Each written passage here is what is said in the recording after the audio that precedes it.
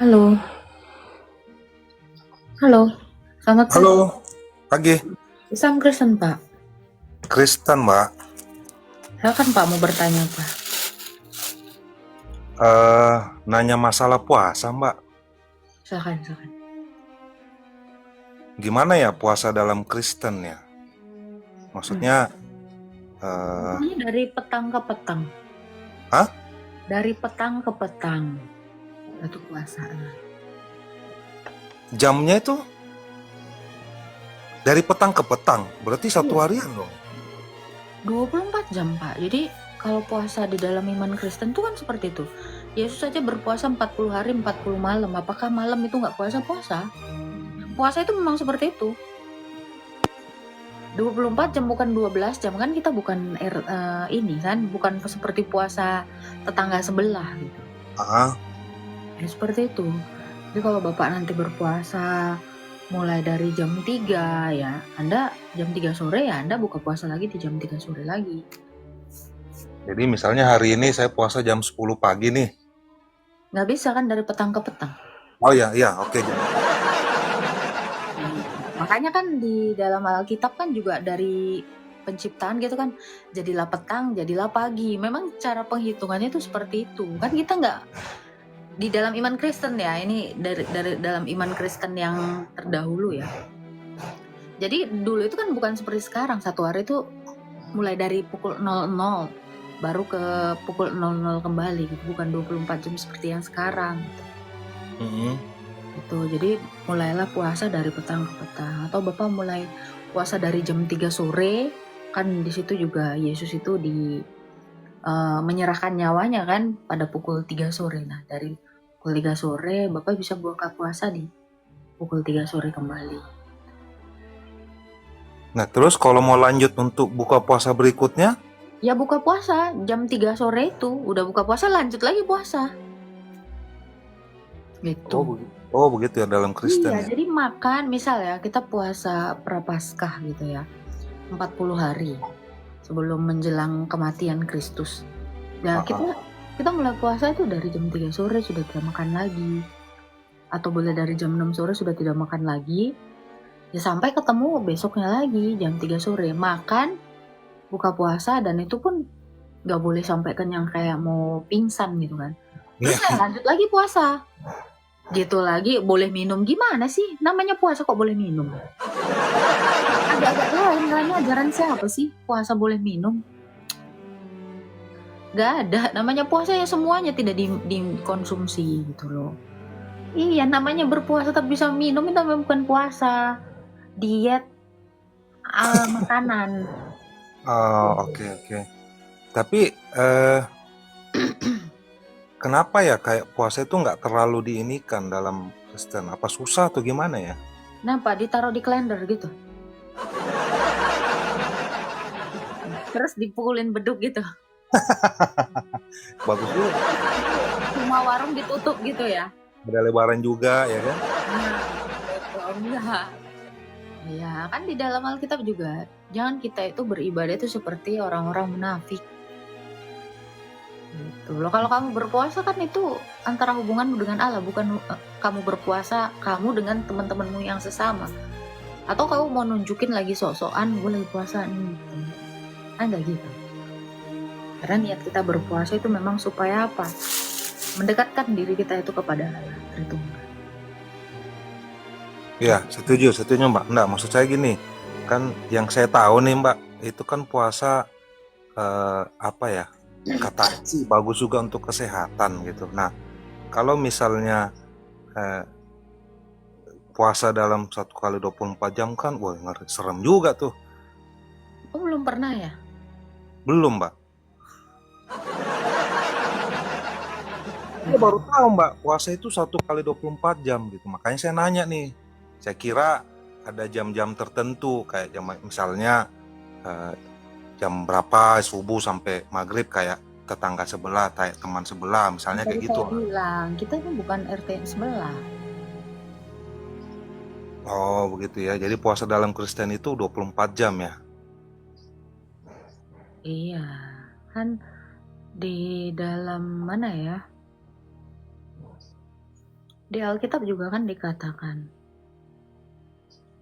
latihan tubuh ya, 1 Timotius 4 ayat 8 dikatakan gini ya. Latihan badani terbatas gunanya, tetapi ibadah itu berguna dalam segala hal karena mengandung janji baik untuk hidup maupun untuk hidup yang akan datang. Jadi puasa tubuh kita itu bagus untuk hidup kita. Terlebih lagi untuk rohani kita, untuk hidup yang akan datang. Berarti setelah kita mati. Gitu. Jadi ini nih ya, jadi ayat untuk puasa itu ada. 1 Timotius 4 ayat 8. 1 Timotius 4 ayat 8 ya. Oke. Betul. Terjawab sedikit lah Mbak. Oke deh Mbak, terima kasih.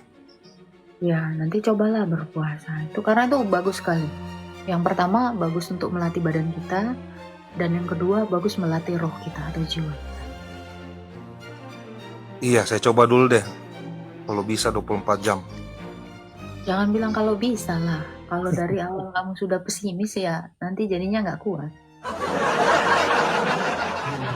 Nggak boleh orang Kristen itu pesimis. Pasti bisa. Jadi misalnya jam 3, besoknya lagi baru buka puasa ya? Oke. Nah, udah buka puasa, lanjut lagi puasa. Jangan habis buka puasa udah terserah mau dimakan segalanya.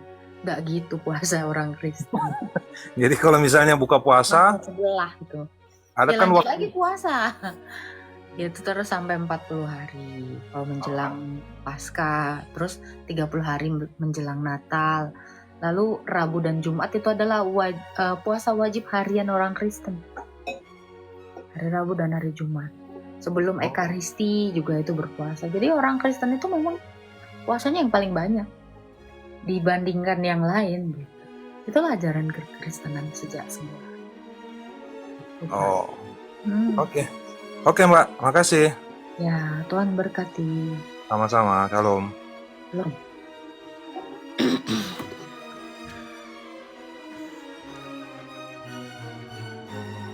Ini Kak Love Jesus ya, kalau berpuasa harus menahan emosi ya Pak. Jangan Kak Love Jesus kalau puasa harus menahan orang yang dagang makanan. Itu baru puasa. Jadi semua orang harus suruh jangan jualan Kak. Jadi nanti kakak nggak emosi kan, woi tutup. Jadi kalau ada orang yang puasa, orang lain disuruh jangan dagang, temannya, biar nggak emosi. Tuh, kita naikkan yang lain ya. Jangan gitu dong, kita kan lagi satir yang bawa. Kita naikkan lagi ya. Loh, tadi udah nggak naik dia. Oh ini.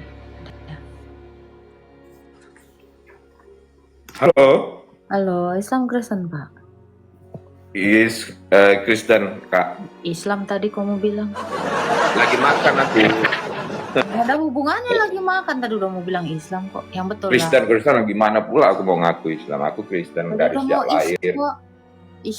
Gak jelas. Kristen dalam nama Tuhan Yesus Kristus. Coba tes ya, doa Yabes dulu cepet.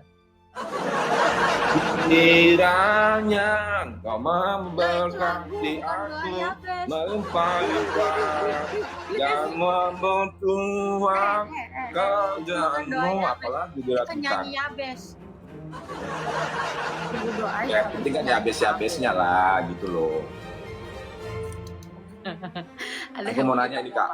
Silakan. Aku kan sekarang kan belajar ini, kasih lu tips dan triknya bagaimana cara kita dalam membaca Alkitab ini. Kan saya udah 2 bulan, tapi sampai sekarang masih masuknya ke keluaran. Saya masih ke keluaran. Bagaimana cara kita step by step setiap hari? Apakah kita bacanya per perikop atau gimana ya, supaya nanti dari mulai Kejadian sampai Wahyu ini bisa kita pahami, karena kan usia udah makin tua, nggak mungkin juga dari Kejadian sampai Wahyu Baca kita udah Alkitab baca. pun minta diajarin.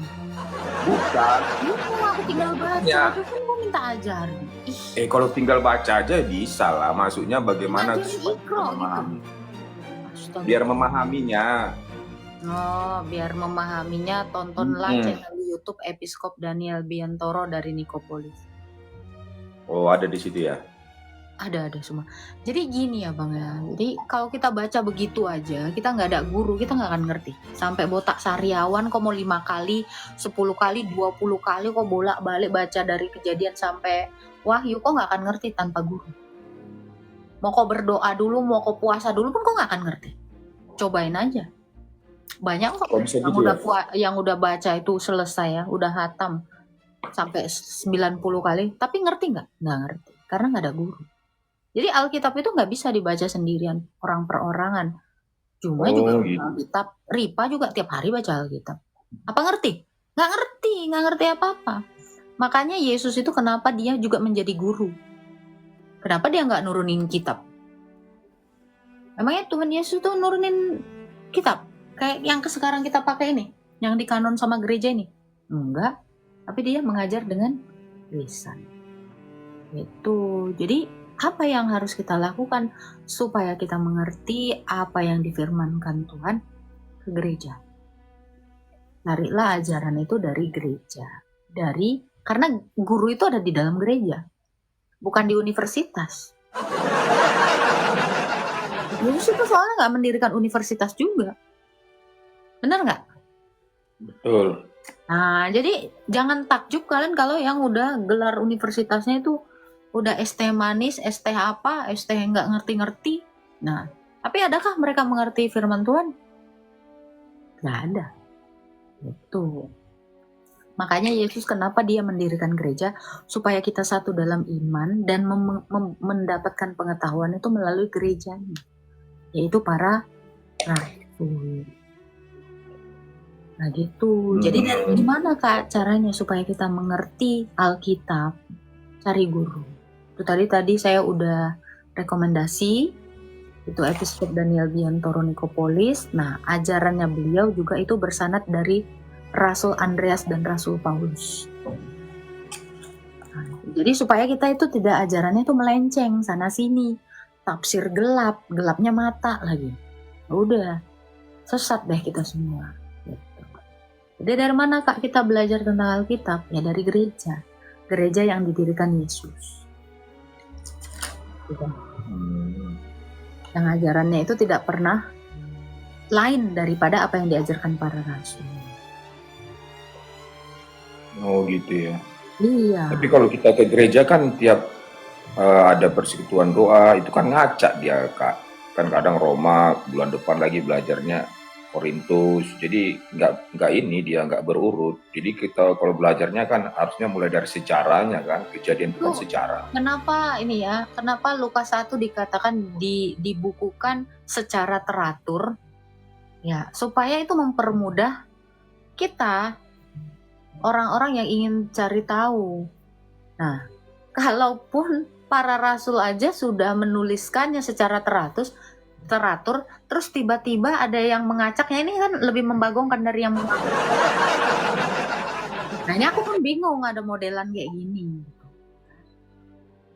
Jadi, tapi gini ya, walau bagaimanapun ya, biarpun acak ya, sebenarnya mereka juga punya tujuan gitu. Apa temanya hari ini gitu. Karena gereja itu kan bertema semua kan kalau dia mau khutbah kan. Betul nggak? Jadi kayak gini. Jadi gereja itu sebenarnya menjelaskan Alkitab itu sesuai dengan ini ya. Perayaan yang saat itu terjadi nih.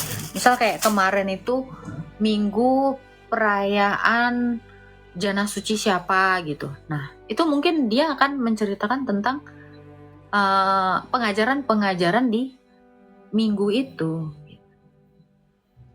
Seperti itu Pak Kasih. Jadi kalaupun ada gereja yang acak gitu ngajarin nggak apa-apa. Loh, selama kau hidup tiap minggu sekarang mungkin udah ada 20 atau 30 tahun umurmu. Tidak menutup kemungkinan sebenarnya semua Alkitab itu sudah kamu baca. Selama 20 tahun. Atau udah 20 tahun atau 30 tahun hidup Belum semua kah? Iya, belum terlalu detail. Jadi selama saya membaca sekarang ini kan pinginnya detail gitu, nggak mau lagi lompat sana, lompat sini. Nanti kalau lompat sana, lompat sini jadi nggak teratur, jadi pola pikir kita gitu.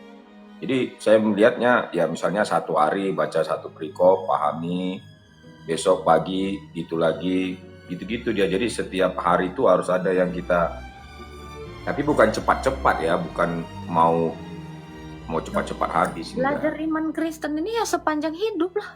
Kok mau cepet-cepet? Loh kalau misalnya mau cepet-cepet ya 20 tahun udah selesai gitu ya, udah kita memahami ya besok kau cari buku lain lagi dong, kan gitu. Sementara Yesus Membandingkan bilang nggak apa? bisa Kak, gitu Kak. Misalnya kita udah pahami kan, kita bandingkan dengan kitab-kitab orang lain kan bisa juga kita bandingkan. Nah, Niat kau baca Alkitab kok membandingkan dengan kitab orang lain? menambah ilmu, Ya. menambah ilmu kan boleh. Kok nambah ilmu? Kau renungkan aja Alkitab itu udah dibilang ya. Manusia tidak hidup dari roti saja, tetapi setiap firman yang keluar dari mulutnya gitu. Jadi berarti setiap hari kita harus memperdengarkan firman Tuhan. Gak usah membandingkan dengan yang lain. Artinya kan kalau kita banyak baca kan banyak tahu, itu maksudnya. Artinya kalau ketika ada pertanyaan-pertanyaan di luar dari Alkitab, minimal kita punya bahan lah untuk memberikan jawaban daripada nggak tahu sama sekali kan. Memberikan jawaban ya. Kalau ada yang mau mempertanyakan imanmu ya kau jawab. Kalau nggak ada yang mau mempertanyakan imanmu ya ngapain kau sok-sokan? Masalah. Kalau masuk ke komal-komal mereka kan ada pertanyaan-pertanyaan gitu Ya kan. ngapain kau masuk ke komal mereka? Lebih bagus kau mengerjakan keselamatan itu. Atau kau membuka room buat mengajarkan juga temanmu yang lain yang belum ini. Lebih berguna mana? Membantu teman seimanmu atau cuman mau ini sok-sokan? Bukannya kata Tuhan mengatakan pergilah dan jadikanlah semua bangsa menjadi muridku. Ya Jadi itu kalau dong, kita- dimuridkan jadi- dong itu. Semua orang Kristen. Emangnya orang Kristen ini udah semuanya dimuridkan? Kok Ya, kira makanya sedikit memuridkan yang itu, tunggu ya. sedikit yang terpilih, banyak yang terpilih, sedikit yang terpanggil itu kan memang ada faktanya. Paling tidak Apa kan coba maksud dari ayat ini nih ya, dari kemarin ya. Banyak terpanggil, sedikit terpilih. Nah itu ketika kamu itu sudah masuk ke dalam kerajaan sorga. Yang terpanggil itu semua orang Kristen. RT 6 itu mana ada terpanggil? Emangnya dia dipanggil? Enggak kan? Yang terpanggil itu untuk orang Kristen. Yang terpilih itulah yang masuk ke dalam kerajaan sorga. Bukan yang lagi kayak gini. Kita ini semua murid. Yang terpilih itu adalah yang naik kelas. Bukan yang jadi murid. Itu pun pemahaman kalian salah itu. Tentang Jadi yang itu banyak banget. jadi kan yang Pikirannya RT yang udah Kristen ini yang udah terpilih. Padahal belum tentu. Itu masih terpanggil. Makanya RT 6 ini kan perlu juga kita sadarkan gitu Kak Agatha. Melalui kamu mengajar sama orang lain, mereka kan jadi melihat. Betul nggak? Melalui kamu udah mengerti dulu firman Tuhan, terus kamu buka komal hanya untuk membantu teman-teman Kristen. Itu dari situ juga kan kamu udah ini kan. Tiba-tiba kan si Cebi gara-gara ngelihat kau ngajar, ih masuk Kristen lah aku, ya kan Cep? Jangan malah kayak Riva gitu, Tritunggal diolok-olok kayak 2 latu-latu sama 1 pisang. Kan itu brengsek banget, udah gitu monolog lagi. Ya nggak Cep? Si Riva itu Cep. Mana? Bentar ya.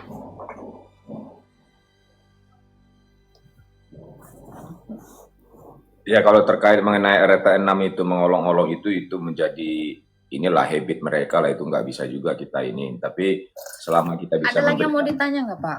Saya nggak mau terlalu jauh ke sana. Ya pertanyaan yang terakhir nih ya Kak Agatha. Nah kenapa seringkali kalau kita lihat ya, kalau scroll di TikTok ini, kenapa penghujatan itu lebih diutamakan daripada edukasi gitu? Siapa yang menghujat kau?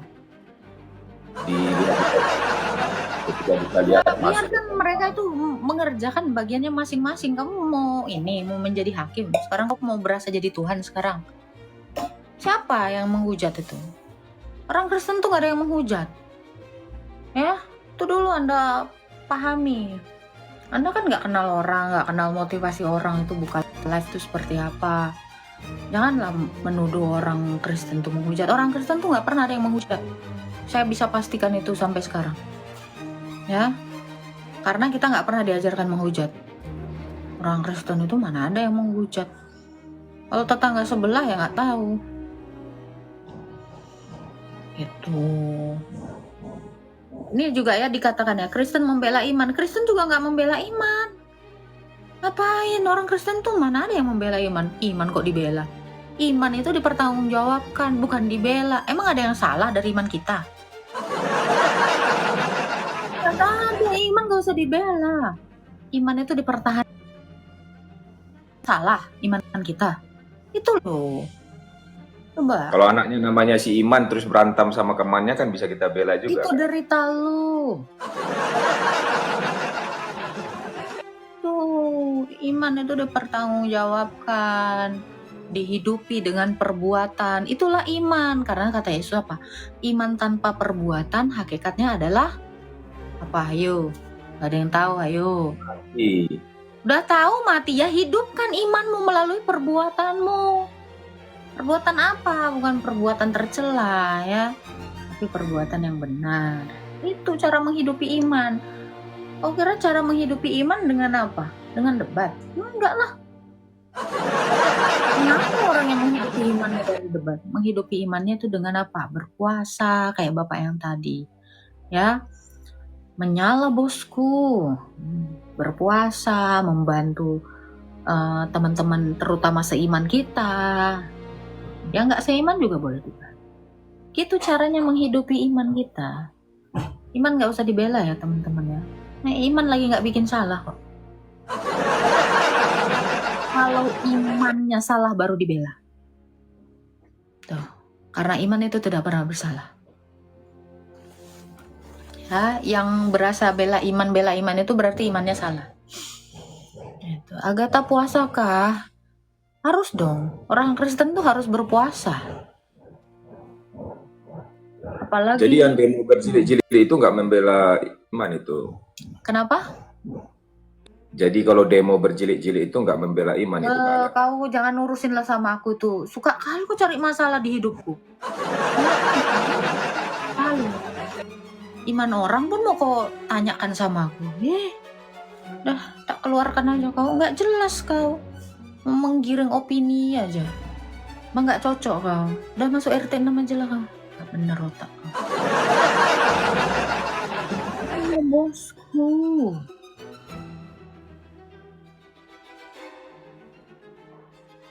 Ngapain bahas iman orang? Mau mereka demo ya itu urusan mereka lah. Gak pula urusan awak itu. Capek kali.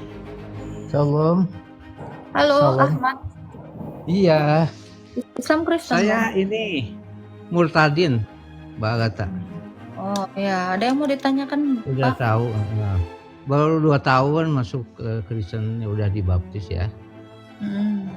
Ada yang mau ditanyakan Pak Ahmad? Mau ditanyakan ini kan di dalam firman Tuhan tuh ada perkataan ya, tidak menghilangkan satu iota pun di dalam hukum Taurat ya.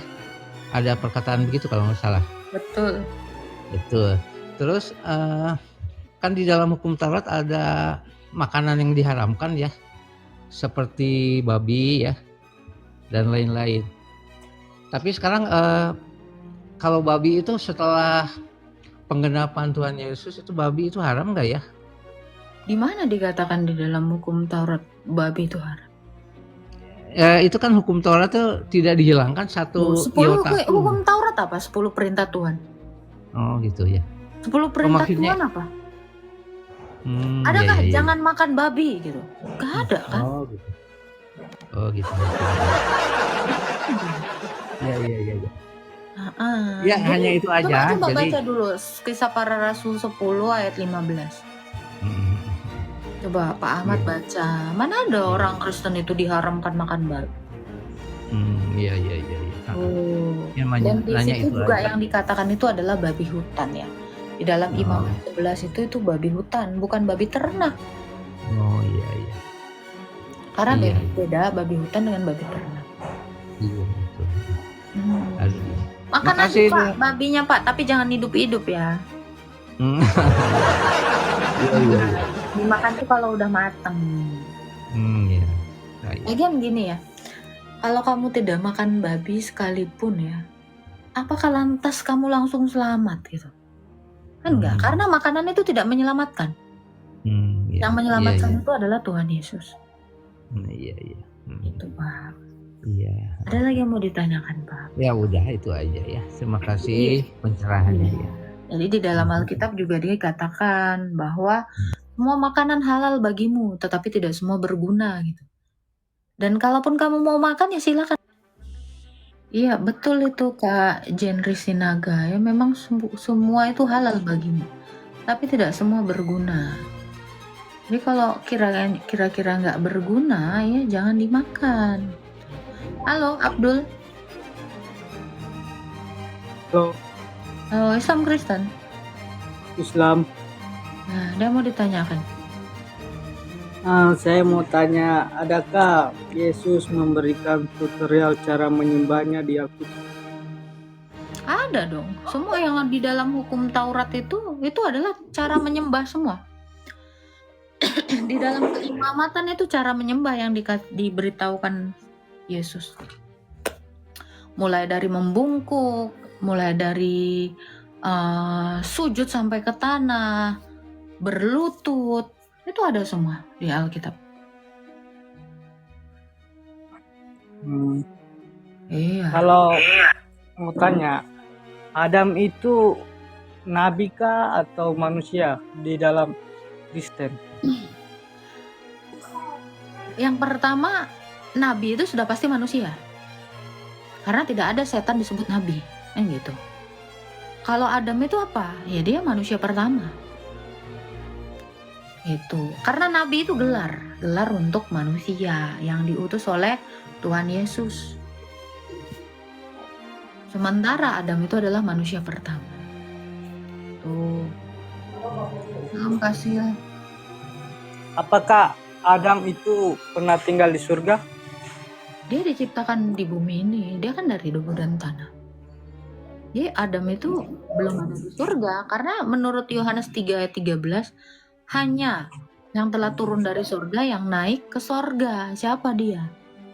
Anak manusia, yaitu Yesus Kristus. Itu Pak. Nggak mungkin Adam itu dari surga. Karena itu ayatnya tadi. Baru kemanusiaan Yesus Kristus itu yang sudah ke surga dalam rupa manusia. Itu Bang Muhammad Abdul Karim. Oke. Sekarang aku mau tanya. Nah, dari tadi juga udah bertanya, Bang. Emang kau baru nanya?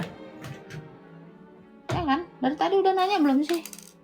Sekarang aku mau tanya, emang sebelumnya belum nanya? Mana ya ini ya? Ya silakan Bang, mau nanya apa Bang?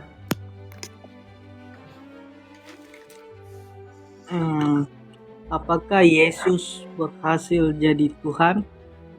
Yesus itu sebelum manusia ada, sebelum ciptaan ada, dia Tuhan, bukan berhasil. Emangnya lagi wisuda?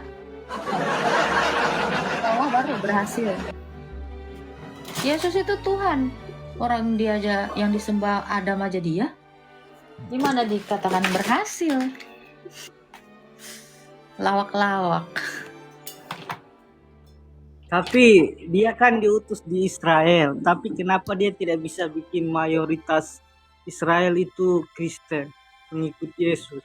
Sedangkan Nabi Muhammad dia bisa bikin Arab Saudi, Arab itu umat mayoritasnya Islam semuanya. Berarti Karena gini, yang pertama gini ya Bang ya, membuat semua orang jadi percaya kepada Yesus itu adalah pilihan. Ya, apakah kesuksesan Tuhan Yesus itu sebagai Tuhan tergantung dari semuanya jadi Kristen? Nggak seperti itu Bang. Banyak yang Kristen, tetapi banyak juga dari Kristen itu yang tidak taat kepadanya. Jadi kesuksesan itu adalah ketika dia itu benar-benar bisa menjadi seturut dengan perintah Tuhan Yesus. Itu kalau misalnya gini ya, ada dalam satu kelas itu ada 2.000 orang yang mengikut Yesus. Tetapi yang benar-benar taat hanya 4 orang.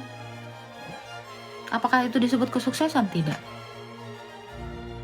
Nah, kesuksesan itu adalah ketika misalnya dia membuat 200 orang Kristen, tapi 200-nya itu benar-benar taat kepadanya, itu baru sukses.